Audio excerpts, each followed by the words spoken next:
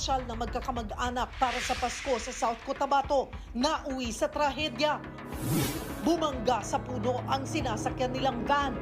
7 ang nasawi, kabilang ang 2 menor de edad. Ang iba pang detalye sa disgrasyang yan, abangan maya-maya lang. Ngayong ika-24 na araw ng Disyembre taong 2024. Ngayong bisperas ng Pasko, marami pa ring biyaherong humahabol sa PTEX, pati na rin sa NAIA, at huling buga sa last-minute shopping. Notorious na riding in tandem sa Makati, 3 beses ng hold up ng mga dayuhan sa loob lang ng 1 linggo. 2 lalaking magkasamang nag-inuman sa Northern Samar, nag-away at humantong sa panghahataw ng itak. Bawal dumaan sa umuugang tulay na yan na nagdurugtong sa mainland Leyte at Biliran. The best na pamasko sa ilang preso, kalayaan. Higit 100 ang pinalaya at magnonotse buena kasama ang kani-kanilang pamilya. Sanggol sa Malabon, isinilid sa ecobag saka inabandona. Sa Frontline News Abroad, ang aktual na video ng pagsagip sa batang hindi makahinga dahil nabulunan. At bukas na ang Metro Manila Film Festival na matitindi ang line-up ng mga pelikula. Talaga namang level up na Bossing Vic Soto at Vice Ganda.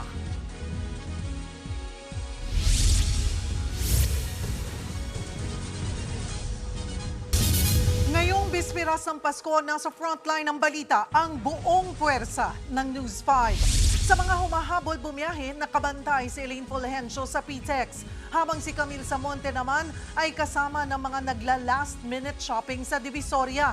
Nasa Baseco Compound si Mon Gualvez para maki-Noche Buena. At speaking of Noche Buena, magkano na kaya ang lechon? Yan ang aalamin ni Marian Enriquez. Habang kasama ng mga nagsisimba sa Manila Cathedral, si Gio Robles. Pamilya naman ang magpapasko ngayon sa Tagaytay, kung saan naroon si JC Cosico, at sa Luneta kung saan naroon si Ria Fernandez.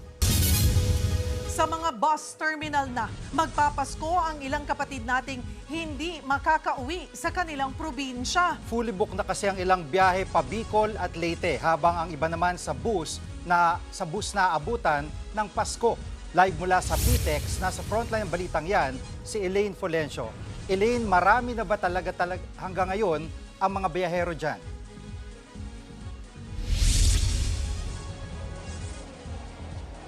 Gigi, Cheryl, hanggang sa mga oras na ito, tuloy-tuloy pa rin yung pagdating ng mga pasahero dito sa PTEX. Sa katunayan, pumalo na sa higit 300,000 yung bilang ng mga pasahero rito. Mula yan kahapon na hanggang ngayong bisperas ng Pasko. At marami nga sa mga kapatid nating pasahero ang nangangamba na baka dito na nila salubungin ang Pasko dahil punuan na ang ibang biyahe. Saan mang sulok ng Parañaque Integrated Terminal Exchange, puno ng pasahero ngayong bisperas ng Pasko. Mahaba ang pila ng mga nagbabakasakali sa ticketing booth. Pero si Nanay Lynn, hindi pinalad na makabili ng ticket pa uwi ng Leyte. Fully booked na raw kaya no choice sila kundi magbakasakali sa mga susunod na araw. December 30 daw po. So kailangan kasi ng mga kapatid ko na umuwi sila, doon sila mag-New Year. No choice po. Mag-antay na lang po kasi wala talaga eh. Si Francisco umaasa ring makakabiyahe kahit fully booked na pa Bicol hanggang bukas. Hindi pa kasi alam kung kailan makakabalik ang mga bus mula Bicol na naipit sa matinding traffic sa Lupi dahil sa ginagawang daan. Binala ko sana uwi ng 26 yung pataas. Abutin man lang ng New Year. Ano balak niya hintay? Ay, stay muna dito. wala, no choice. No choice na makakuha ng na. Ang pamilya Matunan naman na pauwing Isabela. Alas 5 pa ng umaga na sa PTEX kahit alas 7 pa ng gabi ang biyahe nila. Sa bus na raw nila sasalubungin ng Pasko. Kasi ang alam namin, makakabiyahe kami ng 7 ng AM ng umaga. Ang nangyari is, nagkamali siguro dun sa sa lagay sa ticket. Hanggang kaninang alas 3 ng hapon, mahigit 112,000 ang pasaherong dumating dito sa PTEX. Mahigpit naman ang seguridad sa terminal. nasa 70 bawal na gamit na ang nakumpiska katulad ng patalim at butane gas. Sa mga bus terminal naman sa EDSA Cubao, maswerte ang mga pasahero at hindi pa nagkakaubusan ng tiket. Ayon sa mga bus operator, kagabi pa lang kasi nag-peak ang mga biyahero. Mas marami raw ang pasahero ngayong taon kaysa noong 2023. Kaya ang bus driver na si Ariel, tiis-tiis munang di makasama ang pamilya ngayong Pasko. Malungkot, sir. Kahit po malayo, yun nga po, kailangan pong kayanin. Para po sa kanila lang po itong ginagawa namin. Sa asawa ko po, pasensya ka na kung hindi kita makakasama ngayong Pasko. May ilan pa ring humahabol makauwi sa mga probinsya sa Manila North Port. Pero ang magkasintahang ito, atrasado na ang kasal dahil naubusan sila ng tiket. Galing Amerika si Sean habang Saudi naman si Angel. Ngayong Biyernes na dapat ang kasal nila sa Osamis Misamis Occidental. Pero kinailangan nilang iurong ito at gawing December 29. Ang nakuha namin is 24. Instead, kasal namin sa 27. 26 kami ang dating namin. Tuloy-tuloy naman ang operasyon ng mga barko sa Manila North Port sa kabila ng maulang panahon.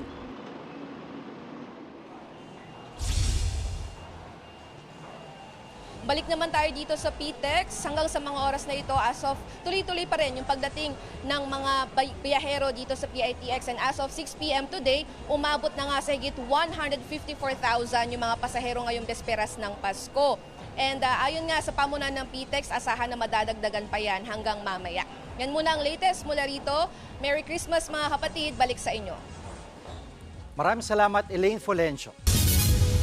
Sa NAIA naman, walang patid pa rin ang dating ng mga pasahero. Kaya ang Bureau of Immigration nagdagdag na ng kanilang mga tauhan. At di gaya ng nakaraang taon, pinapayagan na silang bumati ng Merry Christmas sa mga biyahero. Nagbabalik si Elaine Fulgencio. 5 oras bago ang kanilang flight, nasa NAIA Terminal 3 na ang pamilya Luna mula Bicol. Sa Singapore nila, napiling ipagdiwang ang Pasko at Bagong Taon. At dahil takot maiwan, mas pinili na lang nilang maghintay sa paliparan. Para po hindi ma-delay, hindi maging ma-offload kami. Nakakatakot naman ma-offload kasi. Mula Isabela, inagahan na rin ng pamilya Ancheta ang dating sa airport para sa kanilang flight papuntang Taiwan. First time din nila kasing lalabas ng bansa. So maganda po yung kami na lang po yung nag-adjust. Hirap po yung nag-ahabol po ng oras.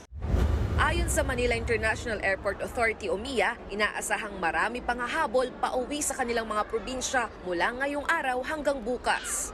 May oras yun na sabay-sabay dumarating at umaalis yung mga flights natin. We're trying our best, both NNIC and MIA, to help each other para ma-ease up yung konting inconvenience ng ating mga pasahero, lalo na sa immigration, lalo na sa final security check. Sa datos ng Bureau of Immigration, tinatayang aabot sa 110,000 ang mga biyaherong darating at lalabas sa bansa kada araw ngayong holiday season. Kaya naman nagdagdag na rin sila ng mga tauhan para maibsan ang haba ng mga pila. Yung atin pong mga mobile counters that are there on standby kung kinakailangan po, kung makitang humahaba ang pila, meron tayong additional personnel na tumutulong po sa kanila. Nag-abiso rin ng BI na muli ng papayagan na bumati sa mga pasahero ng Merry Christmas. Matatandang ipinagbawal ito sa hanay ng mga immigration personnel noong nakaraang taon dahil hindi naman daw lahat ay nagdiriwang ng Pasko. Posible rin daw isiping nang susolisit sila ng regalo. Ang pagbati po ay walang masama, nakikita natin. As long as hindi po tatanggap ang ating mga tauhan ng kahit anong regalo or token or anything po from the traveling passengers, yun po ang ipinagbabawal. Pero ang pagbati po as part of our culture ay maaari po natin gawin. Nagbabalita mula sa Frontline, Elaine Fulgencio, News 5. Ilang oras na lang Noche Buena na, may mga tumatakbo pa rin sa Divisoria para mamili. Bagsak presyo na raw, mapaubos lang ang mga paninda. Live mula sa Divisoria, nasa Frontline ng balitang yan, si Camille Samonte. Camille, kumusta ang Christmas feels dyan? Nako Jiggy, kahit nga inulan maghapon, marami pa rin na nagpunta rito sa Tutuban sa Divisoria para mag last minute Christmas shopping. Sinulit na nga ng mga mamimili ang ilang paninda na bagsak presyo na. Isinama ni Lydia ang kanyang apo sa Divisoria para mamili ng damit na isusuot sa Noche Buena mamaya. Sinakto raw niya na mamili talaga ngayong bisperas ng Pasko para mas makamura. Ito, pang Pasko niya, last hour na. Kasi wala naman talaga ng tao na. Medyo mas mababa na yung price kasi, di ba, pagkatapos po ng Pasko, prutas na yung alam ng tao na bilhin. Sulit naman daw kahit last minute shopping dahil bagsak presyo na ang ilang damit gaya ng jacket, shorts, pantalon at mga t-shirt. Naglalaro ang mga presyo niyan sa 50 hanggang 150 pesos. Para naman sa mga chikiting at inaanak, marami ring mga laruan na pangregalo ang mabenta rito. Sabi naman ng ilang tindera, kahit bagsak presyo na ang ilang paninda, marami pa rin daw ang tumatawad. Medyo nalulugi na nga raw sila dahil mas kakaunti na ang namimili ngayon kumpara noong mga nakaraang taon. Minsan matumal, minsan din matauhan. Ngayon, 100 na lang po. Oh ma, minsan tumatawad sila, bagsak presyo na po. At kahit nga maulan at maputik sa lugar, mas pinili pa rin ng ilan na mamili sa Divisoria kesa online. Mas malaki raw kasi ang natitipid lalo na kung bibili ng wholesale na perfect pang regalo sa mga inaanak. Mas mura kasi dito kasi yung dito makikita mo siya ng personal. Yung sa online, hindi mo alam kung yun yung in-order mo o tama o mali. Dito, mas makapili ka ng mas mura. If sa online tayo, magbabayad pa tayo ng shipping fee.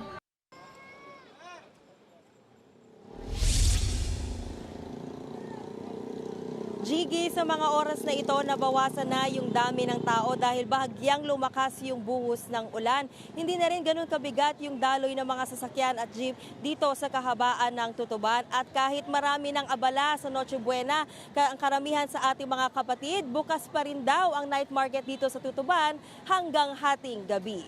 Jiggy? Maraming salamat, Camille Samonte. Para sa maraming Pinoy, iba pa rin ang Pasko. Kaya kahit mahirap ang buhay, paghahandaan at paghahandaan yan. Kaya makisilip tayo sa Pasko ng mga kapatid natin sa Baseco Compound sa Maynila. Nasa frontline ng balitang yan, si Mon Gualvez. Mon, Christmas mode na ba ang mga tao dyan? Nakasetup na videoke, check. Malakas sa sound system, meron din. At syempre, chibog, meron at check na talagang ready na sa Pasko. Ang mga taga rito sa Baseco, alam mo Cheryl, hindi alintana ng mga taga rito sa port area sa Maynila, yung hirap ng buhay, may pagdiwang lang ang Pasko. Ang iba nga sa kanila, tanghali pa lang, abay abala na para sa ipine-prepare nilang may tuturing na simple, pero masaya pa rin Noche Buena. Bago pa magtanghali, abala na sa pagluluto si Lola Felisa ng 1 kilong spaghetti. Ito raw ang tanging handa nila para sa Noche Buena, lalo't favorite raw ito ng kanyang mga apo. Anong sahog ng spaghetti mo? Ito, hotdog, tsaka giniling na. Aba, hindi tinipid? Hindi ko tinipid kay Pasko man. Pag Pasko, ganyan talaga. Bihira lang naman kasi ganyan, sir. O, di, sarap ng kain. Pagtitinda lang ng almusal ang ikinabubuhay ni na Lola Felisa sa gilid ng daan sa Baseco Compound sa port area sa Maynila. Pero kahit kakarampot lang ang kinikita, hindi raw pwedeng lilipas ang Pasko na wala silang handa. Para masaya ba? Masaya ang Pasko. Masaya ang Pasko, sagana. May pagkain tayo. Di ba? Ganun lang naman. Once a year lang yun. Pero araw-araw, gulay, isda, tuyo, ganyan. Ganyan na bagong simpleng lang. Kaliwat kanan na rin ang mga nagluluto sa kalsada sa Baseco. Ang ilan, ibabaon daw sa pupuntahan nilang swimming. Ang jeepney driver na si Tatay Agustin, papaitan naman ang iahanda. Double celebration daw kasi ngayong araw. Bukod kasi sa Pasko, 60th birthday pa niya. At sa mga ganitong okasyon, hindi raw nawawala ang videoke. Galing ako sa pamasada ko, pag hanap buhay, pag uwi ko sa bahay, pag nakakanta ko, mawala na yung pagod ko. Nagdo-double time naman ang mga pulis na ito sa pagre-repack ng mga ipapamahaging gift packs para sa 100 bata. Imbis na laruan, ang laman ng bawat supot ay bigas, delata, kape at noodles. Para meron silang makain tonight. Oo, meron silang handa, pandagdag o Noche Buena. Kanya-kanyang latag na rin ng mga tolda sa daan para sa sama-samang Noche Buena ng barangay. Pero ang ilan, kahit hapon pa lang, sinimulan na ang inuman sa kani-kanilang bahay. At kahit kamotikyo lang ang pulutan, solved na. Bakit pumaaga pa lang sinisimulan nyo ng inuman? Kasi para sa Pasko, konti-konti lang man to Pero mga kapatid, paalala lang na bawal sa Maynila ang pag-iinuman sa kalsada o kahit nga sa bangketa. May multa hanggang 100 piso sa mga mapatunayang lalabag at maaari pang makulong mula 15 araw hanggang 6 na buwan. Cheryl, rain or shine, tuloy na tuloy ang Pasko dito sa Baseco. At dito nga sa Barangay 649, nako, naglatag sila ng mga lamesa dito sa labas ng kanilang barangay hall, no?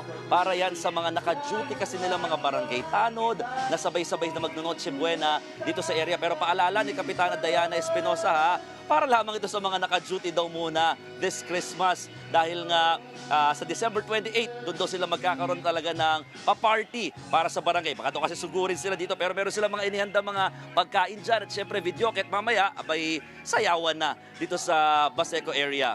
Balik sa iyo, Cheryl. Maraming salamat, Mon Gualvez. At sa mga babiyahe pa lang po ngayong gabi, alalay lang po sa daan. Bumangga ang isang SUV sa minibus sa bahagi ng NLEX San Fernando kaninang umaga. Nawalan daw ng kontrol ang driver ng minibus na papuntang Angeles mula San Fernando alas 9 kaninang umaga.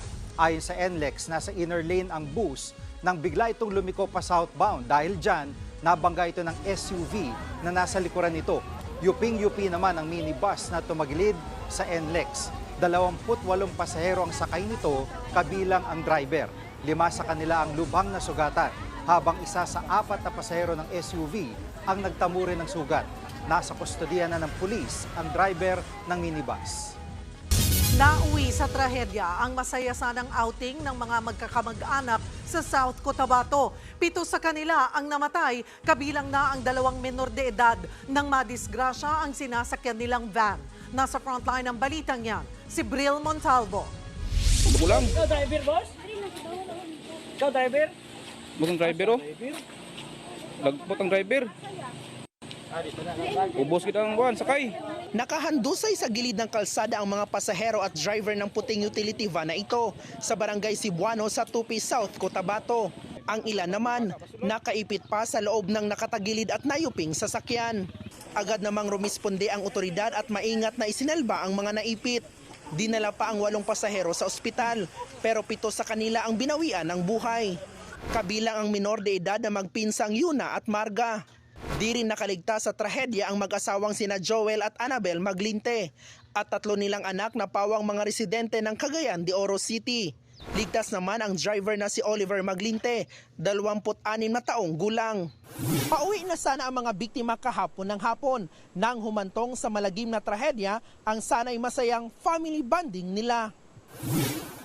Galing pa sa Cagayan de Oro City ang magpamilyang nasawi at bibisita lang sana sa kanilang mga kaanak sa lugar. Namasyal sila sa isang tourist spot sa bundok at nang pababa na sila ay biglang nawalan ng preno ang sasakyan. Hindi na raw nakontrol ng driver ang manibela hanggang sa mabangga sa puno. Ayon sa mga otoridad, maituturing din na accident-prone area ang lugar dahil sa makitid na daan. Tinry pa ng driver na isave yung kanilang situation by using the handbrake. However, nag-swerve off yung sasakyan at tumama po sa isang puno ng kahoy. Ang amang si Barry, labis ang hinagpis dahil sasalubungin ang Pasko na wala ang 8 taong gulang niyang anak na si Yuna. Yuna, love kayo ka ni Papa o ni Mama. Proud kayo si Papa ug Mama sa imo, ha. Mamiss ka na mo. I love you. Nasa punerarya na ang mga bangkay. Patuloy namang nagpapagaling sa ospital ang driver. Nagbabalita mula sa Frontline, Bril Montalvo, News 5. Dumadami na ang bilang ng mga napuputukan kahit 1 linggo pa bago ang bagong taon. Sa huling datos ng Department of Health, 8 bagong kaso ng firecracker-related injury ang naitala ngayong araw. Sumatotal, umakyat na sa 25 ang bilang ng mga napuputukan sa buong bansa mula December 22. Paalala ng DOH, umiwas na lang sa paputok at ilayo ito sa mga bata para makaiwas sa disgrasya. Mas mainam daw na gumamit na lang ng mga alternatibong pampaingay gaya ng turutot. Kung madidisgrasya kayo ng paputok, agad linisin ang sugat at pumunta sa pinakamalapit na ospital. Bagong salo-salo ng mga pamilyang Pinoy mamayang hating gabi sa simbahan muna ang punta ng marami para sa Misa de Gallo o ang Christmas Eve Mass. Sa Manila Cathedral, maaga pa lang, marami na nagpupunta para mamasyal at magpasalamat sa May Kapal. Live mula sa Maynila, nasa frontline balitang yan, si Gio Robles. At Gio, kumusta ang sitwasyon dyan? Jiggy, bago ang salo-salo sa Noche Buena mamaya, nagsisimula sa pagdalo sa Christmas Eve Mass ng marami nating kapatid ang pagsalubong sa araw ng Pasko. Dito nga sa Manila Cathedral, bukod sa maningning na mga dekorasyon, mas espesyal ang tradisyonal na misa mamaya. Kung maririnig mo nga sa likuran ko, may pa-concert pa, kaya ramdam na ramdam ang Pasko dito. Hindi natinag ng ulan ang mga turistang dumayo sa Intramuros, Maynila kanina. Karamihan sa kanila piniling mamasyal ngayong bisperas ng Pasko. Gaya na lang ng pamilya Yurong na bumiyahe pa mula Mariveles, Bataan para daanan ang tanyag na Manila Cathedral. Nag-pray din kami na sana next year ulit maraming blessing na pumasok sa family namin. Isa kasi sa dinarayo sa simbahan ang Del Pilar Chapel kung saan naroon ang iba't ibang mga Belen na sumisimbolo sa kapanganakan ni Hesukristo. Ang Amerikano namang si Ken na mangha sa Pasko ng Pinas. Dito kasi siya magdidiwang ng Christmas kasama ang girlfriend niyang Pinay. Clearly in the Philippines, I think there's a little bit more passion. I just learned from my tour guide that you have 100 days of Christmas or you count down from 100. Natsyempohan naman namin ang mag-inang ito na nagbubukas ng regalo malapit sa simbahan. Tindera sa tapat ng Manila Cathedral ang single mother na si Arian. Pinag-ipunan pa raw niya ang regalo sa anak na magagamit nito sa kanyang pag-aaral.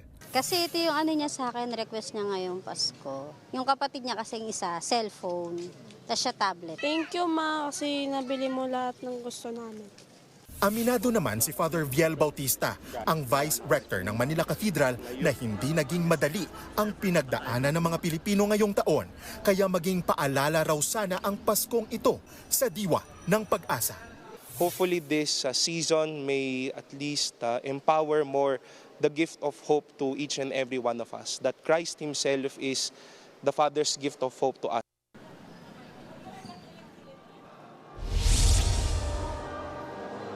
Mamayang alas 8 ang simula ng Christmas Eve Mass dito sa Manila Cathedral. Nasa 4,000 katao ang inaasahang dadalo sa misa mamaya. Ang Paskong ito ay paghahanda na rin ng simbahang Katolika sa Jubilee Year 2025. Mismong si Pope Francis ang mangunguna sa opening nito na nataon din sa bisperas ng Pasko. Gaganapin yan sa St. Peter's Basilica alas 7 ng gabi, oras sa Vatican City. Balik sa iyo, Jiggy. Maraming salamat, Gio Robles. Susunod, presyo ng lechon sa Laloma nagmahal na pero mga mamimili pila pa rin para maihabol sa Noche Buena. Malamig na klima sa Tagaytay, dinarayo ngayong Pasko. Exclusive enforcer sa Cebu, nabundol ng humaharurot na SUV, patay. Driver na galing sa party, lasing. At lalaki sa Leyte na problemado raw sa pag-ibig, umakyat ng poste at nakuryente. Nakaligtas kaya? Abangan ang lahat ng yan sa pagbabalik ng Frontline Pilipinas.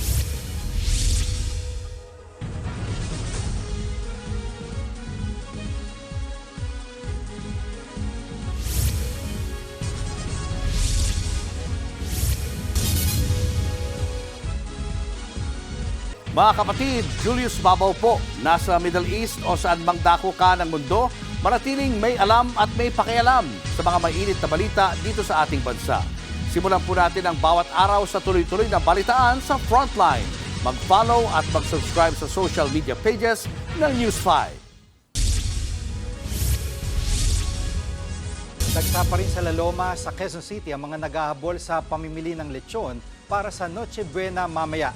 Nasa Frontline balitang yan, live si Marian Enriquez. At Marian, sabi kahapon, mas magiging mahal ang bentahan ngayon. Ito ba'y nangyari? JG, pareho pa rin naman yung presyo kahapon at ngayon. Pero mas nagmahal talaga yung presyo ng lechon ngayon kumpara noong nakaraang taon. Sa kabilangan niya na tuloy-tuloy pa rin yung dagsa ng mga namimili rito sa La Loma para panghanda sa Noche Buena. Parang hindi maubos-ubos ang mga kinakatay at nililechong baboy dito sa La Loma sa Quezon City, ang tinaguriang lechon capital of the Philippines. Tuwing holiday season, bumabaha talaga ng order dito. Pero di gaya noong nakaraang taon, mas nagmahal na ng 2,000 piso ang kada lechon ngayon. Kung dati makabibili pa ng 8,000 pesos na maliit na lechon, ngayon puhunan pa lang daw yan. Nasa 8,500 pesos daw kasi ang benta ng supplier sa kada isang buhay na baboy. Kaya naglalaro sa 10,000 to 11,000 pesos na ngayon ang pinakamurang lechon. Nasa 30,000 to 35,000 pesos naman ang pinakamalaking lechon. Kaya ang ilang nagbebenta, ramdam ang tumumal na benta. Matumal anak. Dati kasi mababa pa ang presyo ng baboy nung nakaraan taon, pero ngayon napakamahal. Ang bigay ng mga biyahero ngayon, taas ng taas ang presyo nila. Walang steady ang presyo. Isa sa nakikitang dahilan ng mga lechonan ang paghihigpit sa mga biyahero dahil sa African swine fever. Kaya may kakulangan din daw sa supply. Dati hindi naman ganun karami ang permit na inaano nila sa isang biyahero. Ngayon ang dami. Halos wala na silang kikitain sa permit mababayaran. Sa kabila nito, tuloy pa rin sa paghahanda ng lechon ang marami. Lalo't talagang nagtatabi raw sila ng pera tuwing Pasko para rito. Pinag-iipunan kasi yun. Every year naman tumataas sila. Hindi na bago yun. Ganun talaga eh. Lalo na pag peak season na ganito, medyo mahal. Ha? Yan ang tradisyon ng Pilipino eh. Every Christmas may konting happy together with the family. Sa mga umiiwas naman sa traffic, palaloma, pero gusto pa rin ng lechon, no problem dahil pwede na rin bumili ng lechon online. Libre pa raw ang delivery. Bago namin deliver, kinukuna namin ng photo. Kung ano yung natapat, 8 to 9 kilos, 6 to 7, isesend sa kanya yung photo ng weight ng baboy. At pagdating sa kanila, pwede niyang timbangin din yan, si honor system, ika nga eh. Kung limitado naman ang budget, meron ding tingi-tinging lechon. Nasa 1,500 pesos ang kada kilo ng laman, 750 pesos naman ang kada kilo ng ulo at pata, at nasa 1,600 pesos naman ang kada kilo ng lechon belly.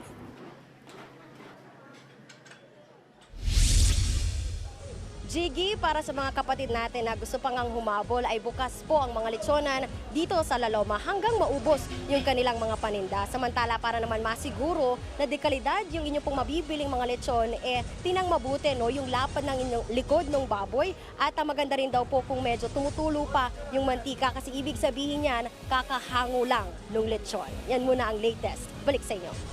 Maraming salamat, Marian Enriquez. Dinarayo ngayong Pasko ang Tagaytay dahil sa malamig ditong klima. Patok pa ang mga atraksyon. Live mula sa Tagaytay, nasa frontline ng balitang yan, si JC Cosico. JC? Damang-damang nga yung malamig na panahon dito nga sa Tagaytay City kasi nga sa ngayon nga ay tuloy-tuloy pa rin nga yung pag-ulan. Pero dahil yung ating mga kapatid dyan at talagang itinuloy yung kanila po masyal dito. Maghapong makulimlim na may pabugso-bugsong ulan ang panahon sa Tagaytay City. Kaya naman mas ramdam ang lamig ngayon. Ang kilalang picnic grove kung saan tanaw ang Taal Volcano na balot ng hamog. Pero game na game pa rin sa pamamasyal at picture-taking ang mga turista. Gaya ni na Michelle na dumayo pa mula Pampanga. Double celebration dahil bukod sa Pasko, 71st birthday din ngayon ng kanyang mommy Nati. Go pa rin kami dahil para lang sa nanay namin. Kahit malamig ang panahon, go, go! Malaking bagay sa akin, kasama ko ang lahat ng pamilya. Masayang-masaya kami. Bihira kami magkaipon-ipon ngayong taon lang. Bukod sa pagpipiknik, may iba pang atraksyon gaya ng zipline sa halagang 300 pesos at horseback riding na 350 pesos kada oras. Kasi gusto namin matry yung Tagaytay. Kamusta po yung experience mo sa kayo po ng Nung first kinakabahan ako. pero pag natagalan na, parang exciting. Siyempre, pag malamig ang panahon, perfect ang mainit at malinamnam na sabaw ng bulalo. Kaya naman dagsa ang mga gustong makahigop ng sabaw sa mga bulalohan sa Mahogany Market. Nagme-melt po siya sa mouth. Tapos sasamahan mo pa nung mainit talaga na sabaw. Tapos yung patis na may sili. Kung naghahanap naman ng thrill at adventure, pasyal na sa Sky Ranch para ma-enjoy ang iba't ibang rides at mga Christmas installation. Dito nga ipinasyal na kandilang mga kaanak na Pinoy ang Finnish na si Pia na first time magpapasko sa Pilipinas. It's great to be here. Yeah, we have had very nice time here. People are friendly here. Mayroon ding snow show sa Sky Ranch oras-oras mula 6 p.m. hanggang 9 p.m. na tiyak ma-e-enjoy ng mga kids at heart. Magtatagal yan hanggang January 5. Bukas Christmas Day, may Santa Squad Parade din sa theme park. May fireworks display din bukas sa December 28 at sa January 1. Bukas itong parke mula 8 a.m. hanggang 12 midnight hanggang sa January 2. Maliban ngayong araw at sa New Year's Eve dahil magsasara ito ng alas 8 ng gabi. Cheryl, sa ngayon nga ay moving naman itong traffic dito nga sa ating area, at least dito nga yan sa may rotonda. Bukas, inaasahan naman ng mga pamunuan ng mga attractions dito yung mas maraming tao dahil nga araw ng Pasko, pero depende pa rin daw yan sa magiging lagay ng panahon. Balik sa inyo and Merry Christmas. Merry Christmas, JC. Maraming salamat. Samantala, patay ang isang barangay tanod ng ma-hit and run ng umaharurot na SUV sa Cebu. Ang biktima, umaalalay pa sa mga tumatawid na magsisimbang gabi ng mabundol. Nasa frontline ng balitang yan si John Roa, exclusive. Kasagsagan ng simbang gabi nito Linggo sa Minglanilla, Cebu. Makikitang dumaraan ang mga tao. Isang barangay tanod ang umalalay sa mga tumatawid nang biglang sinalpok siya ng umaharurot na SUV. Sa bilis niyan, nahagip at natumba rin ang isa pang pedestrian. Tumakas ang nakabundol na SUV. Ginawa pa na ako. Ginawa pa namin suo, no? Ginawa pa namin suo yun. Ginawa pa kina. Sinubukan pa siyang dalhin sa ospital pero binawian din ng buhay. Tiyempo namang nagsimba rin noon ang asawa ng tanod. Kwento ng misis, nagulat siya nang mister niya na pala ang nakahandusay sa kalsada. Kaluoy ni siya no, anak. Wala, pag tanan, labang kong didali kay akong banan, hapa naman. Ang sakyan, pati man ko suga mo dagan. Nalupad lagi ko na akong bana. Kaya kung dugan, sir, oy, pati yung paitag yun. Pati ba, itag na ako. Ito akong kinabuhi.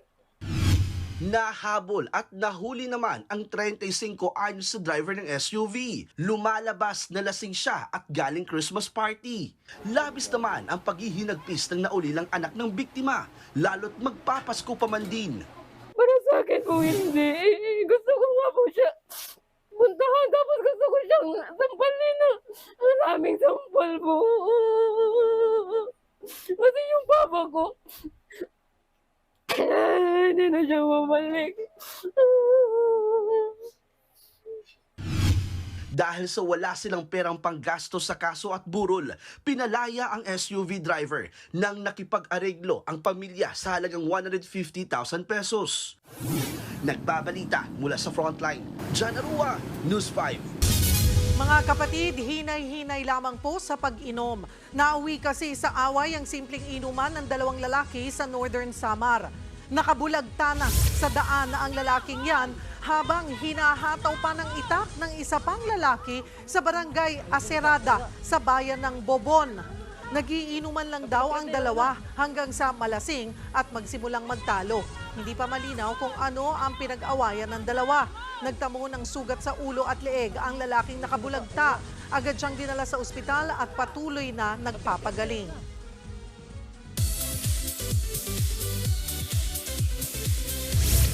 The spotlight is on para sa latest showbiz happenings ngayong Tuesday. Break muna sa intriga ang maraming celebrity ngayong Pasko. Gaya ni na Joshua Garcia at Elise Hoso na matapos masangkot sa momol issue ay unbothered ngayon sa kani-kanilang Christmas gala. Si Joshua naka-winter holiday break sa Japan. Kasama syempre ang kanyang non-showbiz French-Filipino girlfriend na si Emilienne VA. Kasama rin ng dalawa ang ilang family members at close friends. Sina Elise at Makoy naman bumisita sa Quiapo Church kasama ang kanilang cute na baby girl na si Feliz. Kita rin sa pictures ang pagtanggap ng blessings ng mag-anak mula sa rebulto ng Black Nazarene. Susunod, mahigit 100 preso sa Manila City Jail. Magdiriwang ng Pasko kasama ang pamilya matapos palayain. At Biliran Bridge, mistulang umaalon. Bakit kaya? Yan at iba pa sa pagbabalik ng Frontline Pilipinas.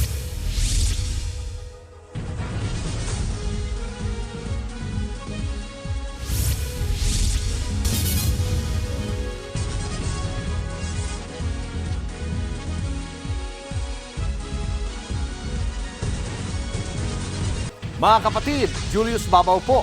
Nasa Middle East o sa amang dako ka ng mundo, manatiling may alam at may pakialam sa mga mainit na balita dito sa ating bansa. Simulan po natin ang bawat araw sa tuloy-tuloy na balitaan sa Frontline. Mag-follow at mag-subscribe sa social media pages ng News 5. Mas merry ang Pasko ng higit 100 nating mga kapatid na preso sa Manila City Jail. Pinalaya na sila dahil natapos na ang kanilang sentensya habang ang ilan napaikli ang oras sa kulungan dahil sa Good Conduct Time Allowance o GCTA. Nasa frontline ng balitang yan, si Brian Basa. Napuno ng emosyon ang huling dalaw sa mga inmate na ito sa Manila City Jail.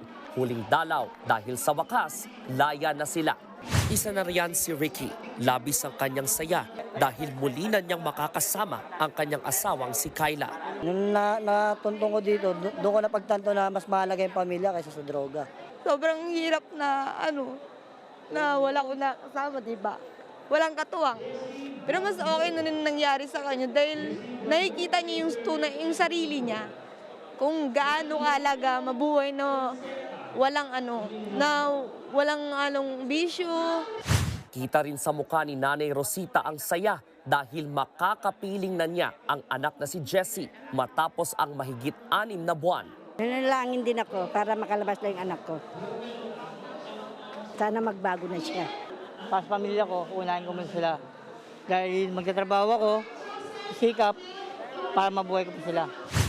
Kasama sina Jessie at Ricky sa 102 inmates na pinalaya bago magpasko. 3 sa kanila ang natapos ang sentensya.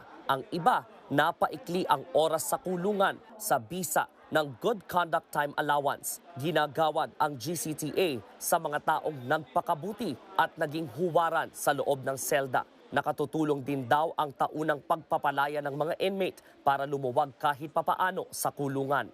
Nasa 3,500 ang nakakulong pa rin. Ibig sabihin, doble sa kapasidad, siksikan. Ina-arrange lang po natin ang scheduling and sometimes, yung po nga for humanitarian consideration, nag-extend po tayo ng oras ng dalaw. Kung hanggang oras lang po ng dalaw hanggang alas 4, ina-extend po natin ng alas 5 ng hapon. Magdaragdag daw ng mga paralegal officer ang Manila City Jail para tumulong sa pag-usad ng kaso ng mga inmate. Tutulungan din daw ng pamunuan ng kulungan ang mga bagong laya na maghanap ng trabaho para tuluyan na silang makapagbagong buhay. Nagbabalita mula sa Frontline, Brian Basa, News 5.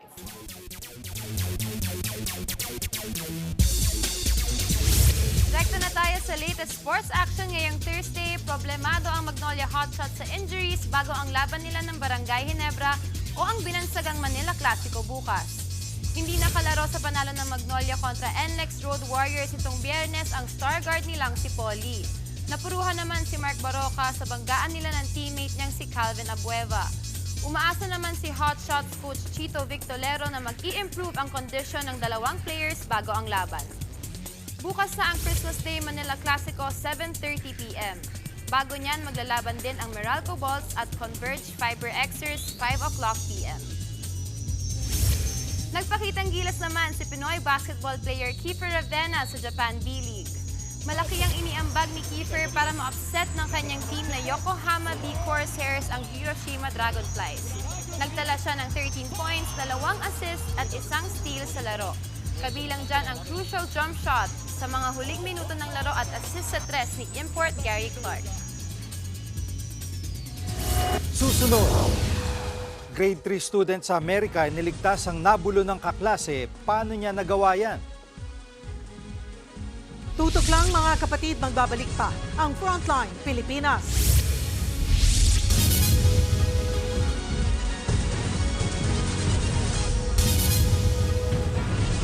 Mga kapatid, Jiggy Manikad po, nasa Middle East o saan mang dako ka ng mundo, manatiling may alam at may pakialam sa mga mainit na balita dito sa ating bansa. Simulan natin ang bawat araw sa tuloy-tuloy na balitaan sa Frontline. Mag-follow at mag-subscribe sa social media pages ng News 5. Sampol sa video ang pag-uga ng tulay sa Biliran. Animoy sumasayaw sa kuwang yan ang Biliran Bridge na nagdurugtong sa Leyte. Wala tuloy makadaang motorista. Nagdulot tuloy ito ng katakot-takot na traffic. Nung una, pinapayagan pang maliliit na sasakyang makatawid sa tulay, pero sinara na rin ito sa motorista para inspeksyonin. Ngayong gabi, pinayagan ng dumaan ang mga light vehicle. Ayon sa DPWH, 50 taon na ang tanda ng steel bridge, kaya may pagkakataon daw talaga itong umuuga. Pagtitiyak ng DPWH, wala pang pinsala sa tulay. It will sway because, like for example, it is a steel bridge. The impact of the load will be carried out by the steel component of the bridge. That's why it will sway.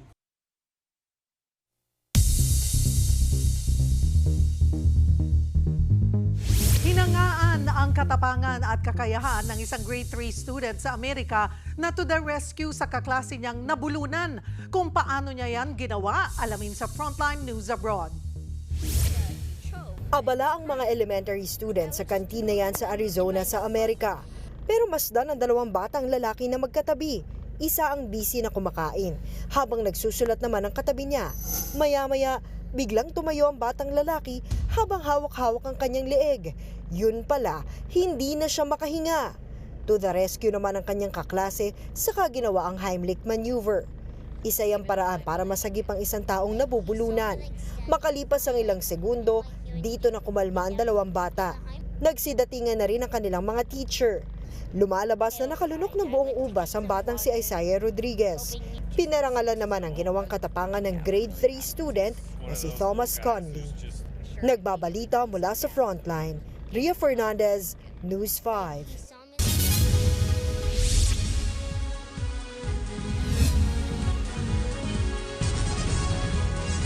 Mga kapatid, Jiggy Manikad po, nasa Middle East o saan mang dako ka ng mundo, manatiling may alam at may pakialam sa mga mainit na balita dito sa ating bansa. Simulan natin ang bawat araw sa tuloy-tuloy na balitaan sa Frontline.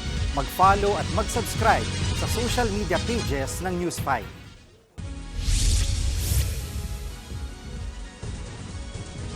Bukod sa malls, patukding pasyalan ngayong Pasko ang Luneta Park sa Maynila. At kahit pa nga bagyang may ulan ngayong bisperas ng Pasko, tuloy lang ang pasyal. Live mula sa Luneta, nasa Frontline Balitang yan, si Ria Fernandez. Ria.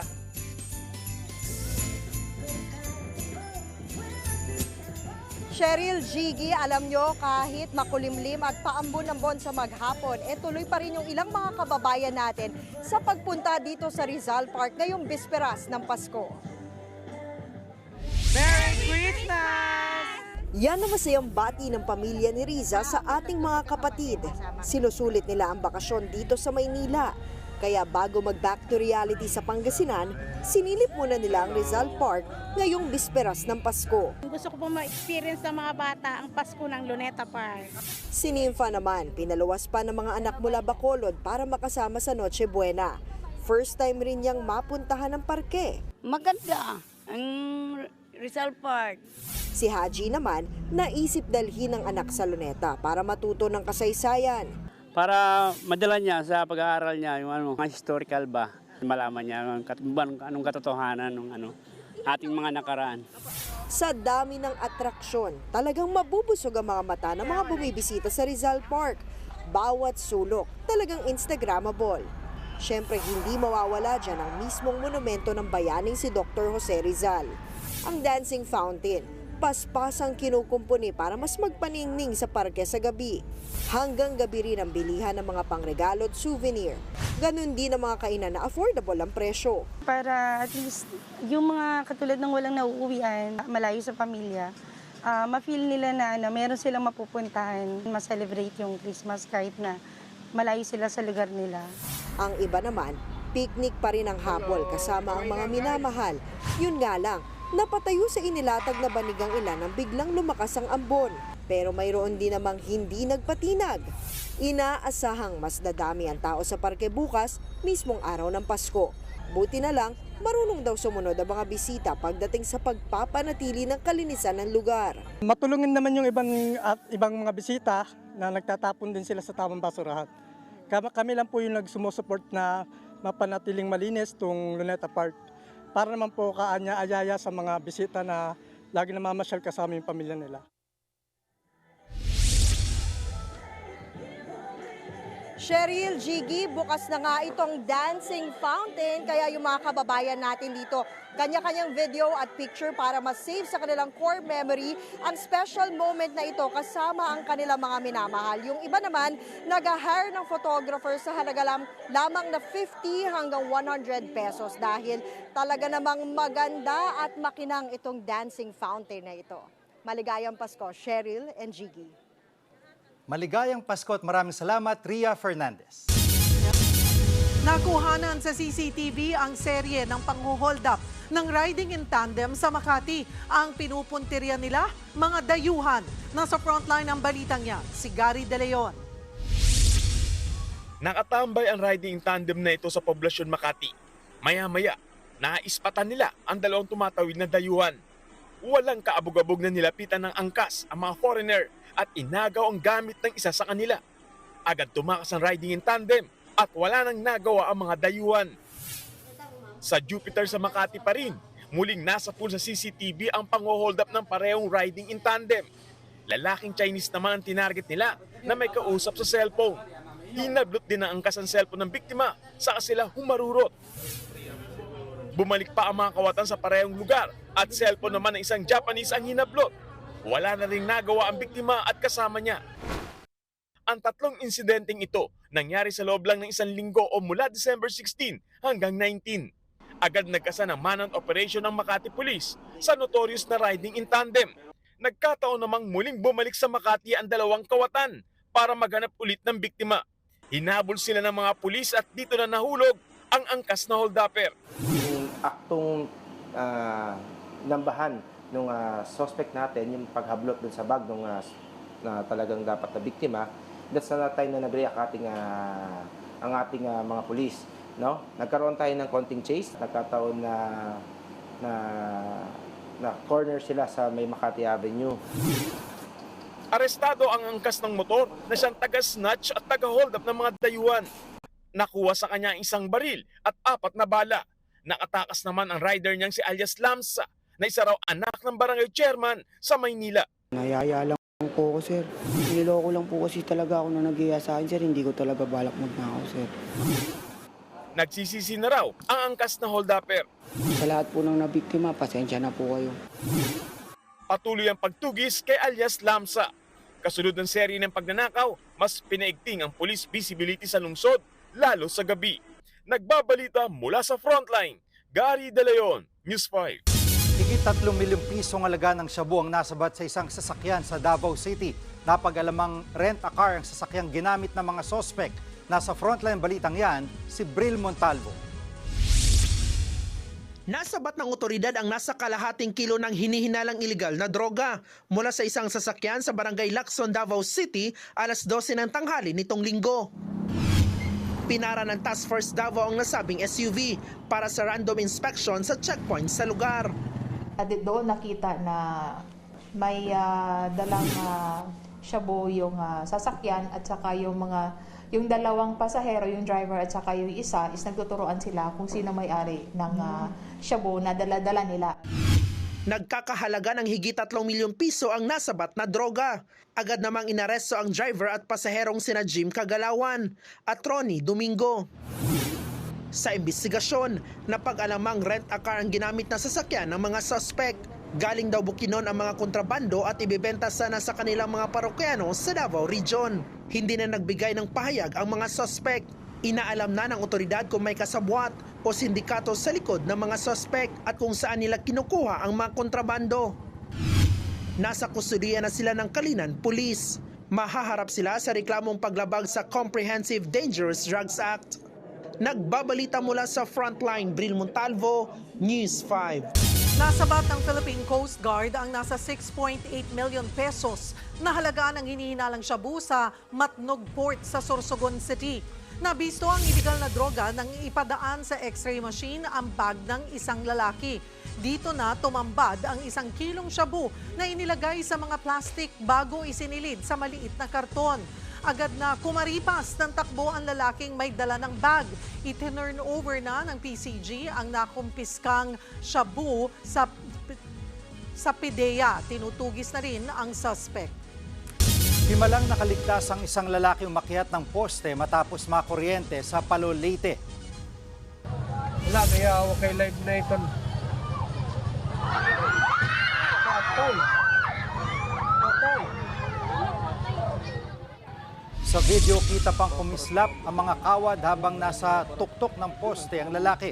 Bago niyan tinangka ng sagipin ang mga rescuer ang lalaki. Pero lumayo ito nang lapitan ng mga rescuer na may dalang hagdan. Naglambitin siya sa mga kable para tumawid papunta sa kabilang poste kung saan siya nakuryente. Inaalam pa kung bakit umakyat sa poste ang biktima. Pero problemado umano sa pag-ibig ang lalaki. Nagpapagaling na siya sa ospital dahil sa mga paso sa katawan.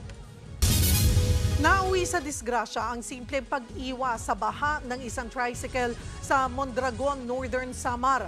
Dead on the spot ang driver at pasaherong babae ng tricycle matapos salpukin ng kasalubong na 10-wheeler. Base sa investigasyon, lumipat ng linya ang tricycle dahil mataas ang baha sa dinaanan nitong kalsada. Kaya nasalpok siya ng kasalubong na truck. Sugatan naman ang 4 na iba pang sakay ng tricycle. Nasa kustodiya na ng mga pulis ang truck driver na mahaharap sa kaukulang reklamo. Binatikos ng China ang plano ng Pilipinas na bumili ng missile system gaya ng sa Amerika. Abril nang unang mag-deploy ng Typhoon missile system ang US Army sa bansa na ginamit sa joint military exercise ng Pilipinas at Amerika. Hanggang ngayon ay ginagamit pa ito ng ating mga sundalo para magsanay. Ayon sa Philippine Army, balak na rin nilang bumili ng kahalintulad na armas para protekta ng ating exclusive economic zone sa West Philippine Sea. It's a defense platform that if the Philippines would be acquiring, then very good because it is very functional and adaptable to our situation. Your Army is developing this capability for the interest of protecting our sovereignty. Babala naman ng China, magdudulot lang ng tensyon at palakasan ng armas sa rehiyon ang desisyon ng Pilipinas na bumili ng missile. Lubha raw itong delikado at mag-uumpisa lang ng gulo. Buwelta naman ni Defense Secretary Gibo Teodoro, hindi kailangan humingi ng permiso ng Pilipinas sa ibang bansa kung gusto nitong bumili ng mga armas. Wala raw karapatan batikusin ng China ang Pilipinas, lalo't kumpara sa atin, mas armado sila ng nuclear at ballistic missiles. Sa December 30 na, pipirmahan ni Pangulong Bongbong Marcos ang 6.352 trillion pesos 2025 national budget. Kinumpirma yan mismo ng Malacanang. Ayon sa Presidential Communications Office, pipirmahan ng Pangulo ang budget pagkatapos ng Rizal Day program sa Maynila. Mas maaga sanang maisasapinal ang pondo pero marami raw isiningit ang mga mambabatas na kailangang busisiin ng Pangulo.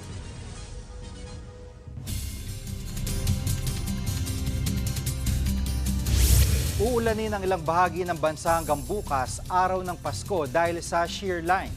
Ito po ang salubungan ng mainit at malamig na hangin. Nagdudulot ito ng maulap na papawirin at mataas na tsansa ng pagulan sa Eastern Visayas, Bicol, Calabarzon, Mimaropa, Metro Manila at Central Luzon. Kaya huwag pong kalimutan ang payong kung mamamasyal bukas. Hanging amihan naman ang nagpapaulan sa Cagayan Valley at Cordillera. Dagsana ang mga turistang dumayo sa tinaguriang City of Pines para salubungin ang Pasko.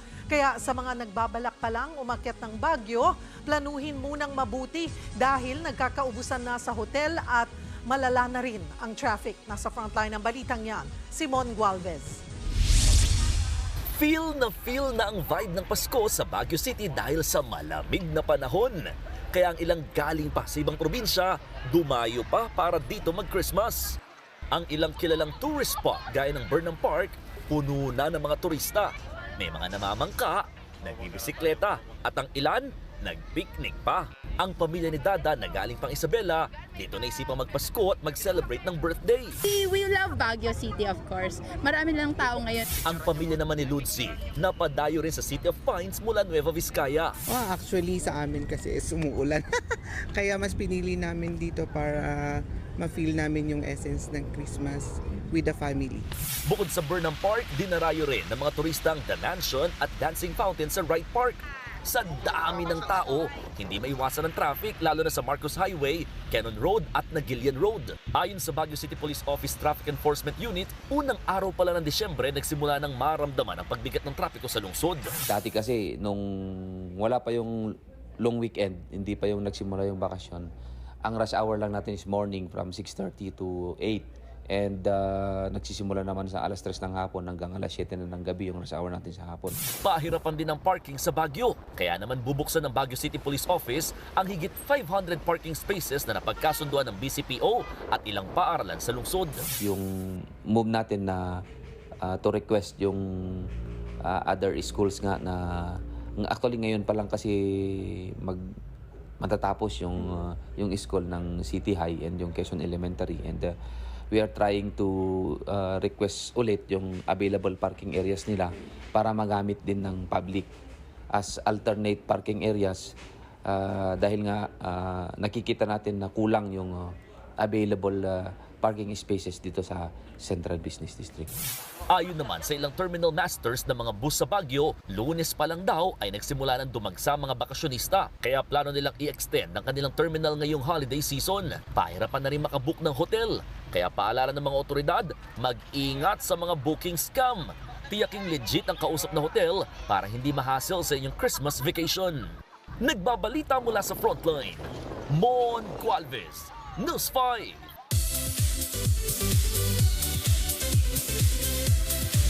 Bukod sa kabi-kabilang reunion at handaan, parte na rin nga ng Paskong Pinoy ang manood ng sine.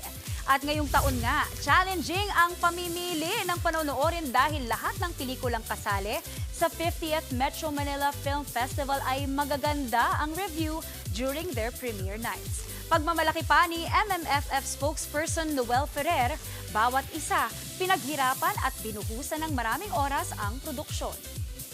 I think lahat nag-level up. So, ang hinihintay na lang natin yung mga tao na supportahan So, ito na yung nga. mga pelikula. The Squid Game fever is on! Ilang araw na lang ipapalabas na ang Season 2 ng most watched show in the world na Squid Game. Nasa frontline ng balitang yan si MJ Martford. Mula Paris hanggang Green Hills, Bangkok, Thailand hanggang Galleria. Pati sa Los Angeles kung saan nakilaro si Liza Soberano at saan mang dako ng mundo. Wala na talagang takas ang kahit na sino kay Red Light, Green Light doll Young Hee.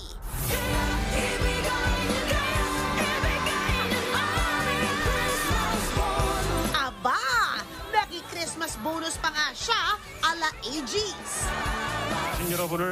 Hindi pa man pinapalabas ang Season 2 ng most watched show in the world na Squid Game.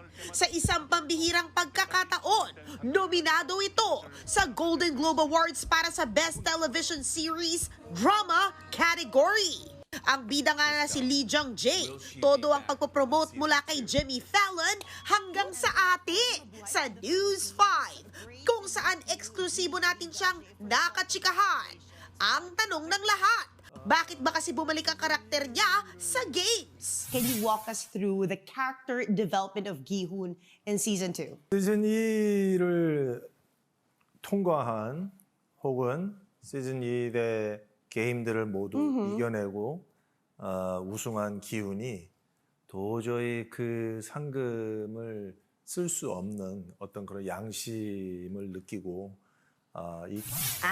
Kaya naman pala, sa bagong season, dapat daw abangan ng mga bagong children's games at mga kontrabida tulad ni frontman played by multi-awarded Korean superstar Oppa Lee Byung-hun.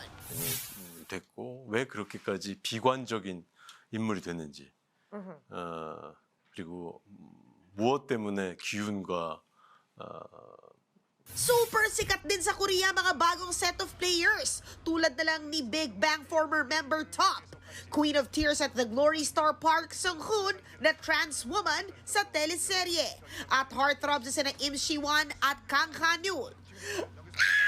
Exciting!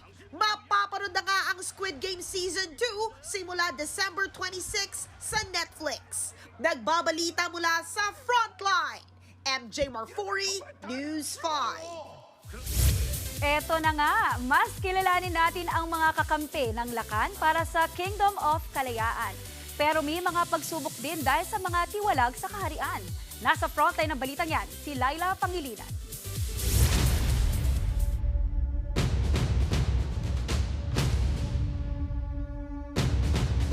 Isang bansang sagana at hindi kailanman nasakop ng dayuhan. Iyan ang kaharian ng kalayaan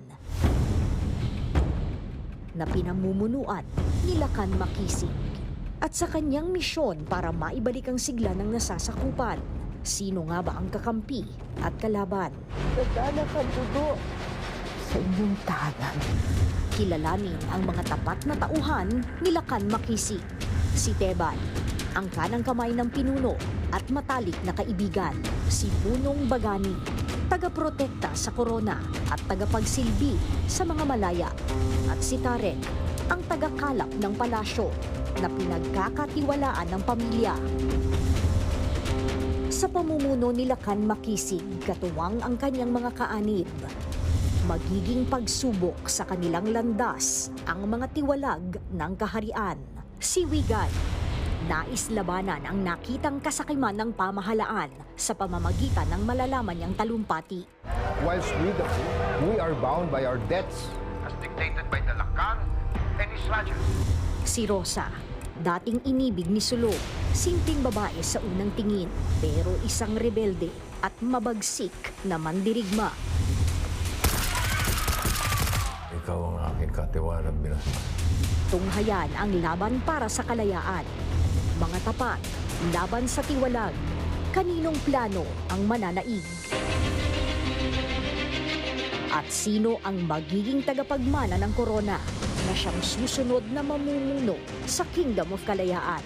Abangan ang bagong mundong handog ng MQuest Ventures, APT Entertainment at MZTV Productions bilang official entry sa 2024 Metro Manila Film Festival.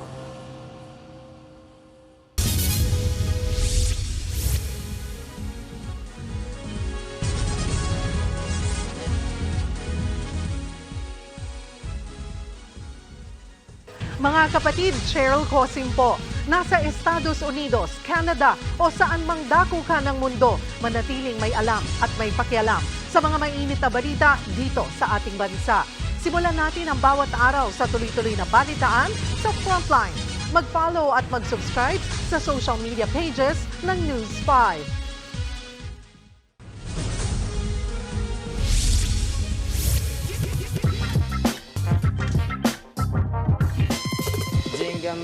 Jingle bells, jingle all the way. 7 taon na nakakaraan mula nang ang post na ito ay gumulantang sa mga netizens at nagpasiklab ng debate sa social media. Usapan sa cellphone ng magkumare. Na kung tutuusin ay napakarami na aantas sa mga isyong pwedeng himayin na may kinalaman sa lipunan. Pero ilan na dyan ang okay lang ba na mag-demand ang nanay sa kung ano ang dapat iregalo ng ninang sa kanyang anak. Kaya tanong na yan ay ating babalikan. Sa panahon na mahirap kumilos sa syudad dahil traffic at mahirap kumuha ng sasakyan, katanggap-tanggap na ba na ang regalo sa inaanak ay perahin na lamang? At imbis na iabot ng personal, ay sa pamamagitan na lamang ng wallet. Okay lang ba na sabihin na imbes na dumalaw ang inaanak sa ninong at ninang, ibadala na lamang sa e-wallet? At alam mo na, pag e-wallet, isa lang ang ibig sabihin yan, pera. #digital namamasko po. Kasi nga naman, praktikalan na lang, di ba? Imbes na magplastikan pa kayo ng hindi mo naman talaga ka-close na kumare, kasama ang anak na obvious naman na sa nakasimangot na pagmumukha na kinaladkad lamang at wala namang pakialam o interes na malaman kung sino ka at hanggang edad 35 niya ay hindi naman maaalala ang pangalan mo na ninong niya. Bakit nga naman kailangan pang magharapan pa? Biruin mo, mamamasahe pa sila. At pagdating sa bahay mo, paano yun? Pakakainin mo pa. Ano na lang ang matitira sa hamon at queso de bola? At paano kung medyo malakas sa extra rice si Kumaring Lita? Pero ganito na nga lang ba ang tunguhan ng inaanak sa ninong at ninang? Pera-pera na lang. At alam natin na pag pera para magka-impact sa inaanak ay dapat higit pa sa sapat. Paano kung hindi Villar ang apelyido mo? Kung minimum wage ka lang, paano yung halagang ganito? Yung isang buong araw at higit pa na pinagtrabahuan mo, baka mapagtawanan pa pag bumaba ng 1,000. Malay mo, after 7 years, ay maging ordinaryo na lang yung ganyang kalakaran. At malay mo, after 7 years, abay, magbago na rin ang tungkulin ng mga ninong at mga ninang. Tatanggapin na lang natin ang pagiging ninong at ninang ay hindi na usapin ng pagbibigay ng gabay o yung tumayong pangalawang magulang sa anak mo, pero kung hindi isang ATM machine na naaalala ka lang kapag nagpaparamdam na si Jose Marichan. Para wala ng plastikan, di ba? Ito pa mahalagang tanong. Dito nakaraang mga 7 taon, paano ba nagbago ang ating mga pagdiriwang? Mabilis ang palitan ng mga magtatagal, ng mauuso at makakalimutan. Ano nga ba mahalaga at ano nga ba ang mapapalitan? Halimbawa, ramdam ko, parang ngayon medyo napapagod na tayo kay Jose Marichan. At kung napapagod ka na sa mga pakapalan, kung napapagod ka na sa mga gantong hirit, laging tandaan na hindi yan ang inaanak mo, kundi ang nanay niyang makulit.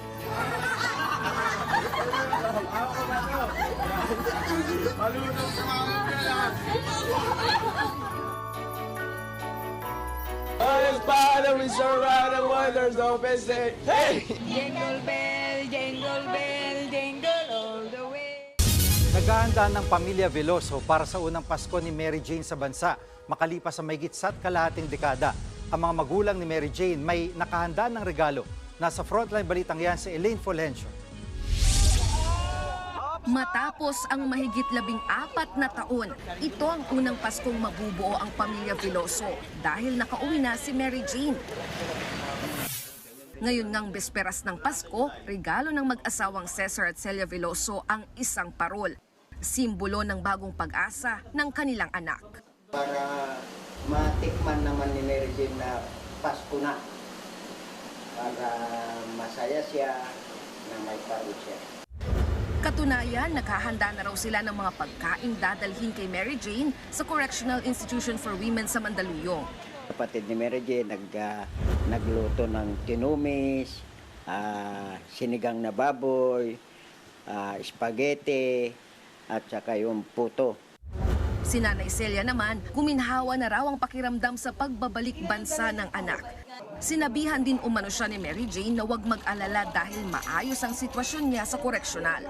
Masaya siya at andito na sa Pilipinas at alam daw niya na may himala pang lalabas sa kanya, na mapaghihimalan pa siya ng Panginoon na yung tuluyan ng magkakasama na kami.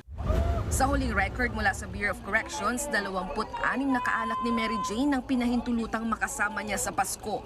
Una nang sinabi ni Bucor Director General Gregorio Catapang Jr. na may health at safety protocols pa rin na dapat sundin. Inaayos na rin ng Bucor at Pamilya Veloso ang susunod na pagdalaw sa January 9. Ito'y isang araw bagong ika-40 kaarawan ni Mary Jane. Nagbabalita mula sa Frontline, Elaine Fulgencio, News 5. Suspended na isang laro sa Philippine Men's National Football Team Captain Amani Aguinaldo. Dahil dito ay absent ang team captain sa semi-final match nila kontra sa Thailand sa ASEAN Mitsubishi Electric Cup this Friday. performance. Nag-accumulate ng second yellow card ang team captain sa pagkapanalo nila laban sa Indonesia kaya hindi mo na siya makakapaglaro. Magkakaalaman naman kung kakayanin ng Team Philippines na wala ang kanilang team captain laban sa defending champions ng tournament. Spotted si UAAP standout Quentin Milora Brown na nanonood ng PBA match last Sunday. Ayon kay Milora Brown, exciting ang mga match at na-enjoy niyang makitang maglaro ang mga big man ng liga na sina Junmar Fajardo at Justin Brownlee. Wala pang confirmation kung saan sunod na maglalaro ang Phil-Am player pero una na nagsabi ang kanyang kampo na kinoconsider nila ang PBA. Pero may mas malalaking offers daw sa ibang bansa na tinitingnan din ng kampo ni Milora Brown. At yan ang sports roundup natin ngayong Tuesday. Thanks so much for tuning in mga kapatid. Ako po si Fifi Sharma.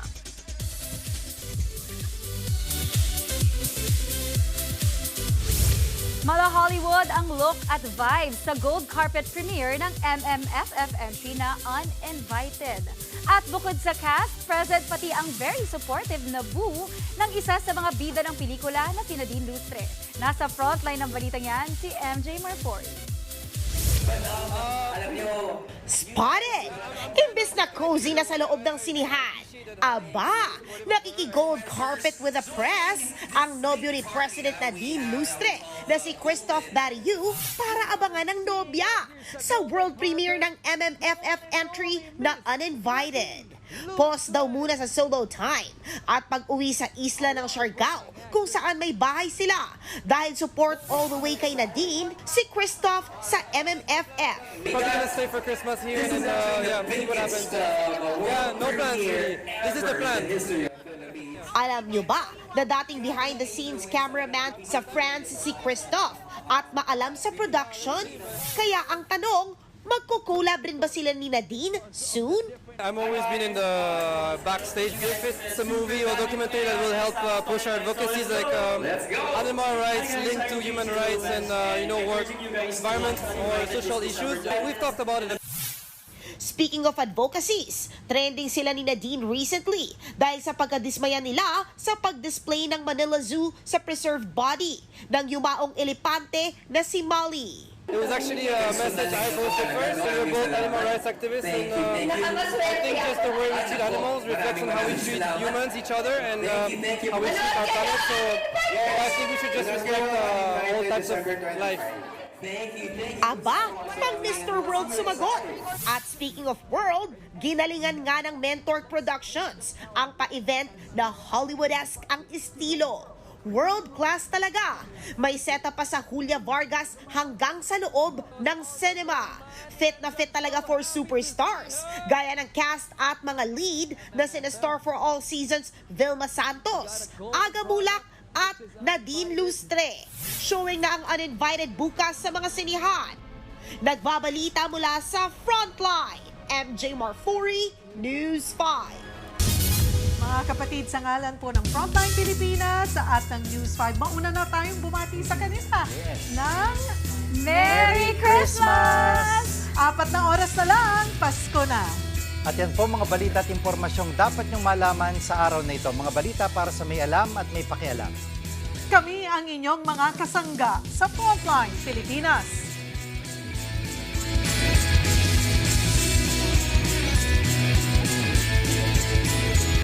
Mga kapatid, Cheryl Cosing po. Nasa Estados Unidos, Canada o saan man dako ka ng mundo, manatiling may alam at may pakialam sa mga maiinit na balita dito sa ating bansa. Simulan natin ang bawat araw sa tuloy-tuloy na balitaan sa Frontline. Mag-follow at mag-subscribe sa social media pages ng News 5.